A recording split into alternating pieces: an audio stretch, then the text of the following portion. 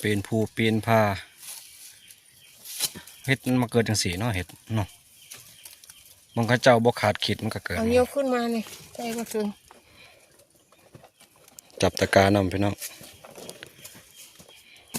มันอยู่คอยหลาย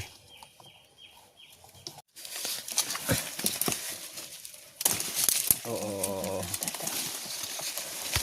นั่นก็ว่าได้เสาวันก็ได้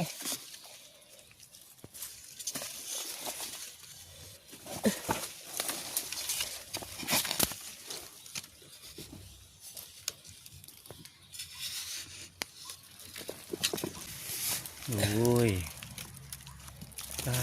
จบพี่น้องเลยขายาวงามๆออกมือเสาเนี่ยเนาะหมดเสาตาเสาเนี่ยเห็นว่ากระเจ้าเขียกระเจ้าคือบ่เห็นปะมันก็จะบ่ซ้องเลยถ้าเขาบ่ซ้องเขาบ่เห็นนี่กันนี่เอานี่มันดินตกไปเองมาเถอะ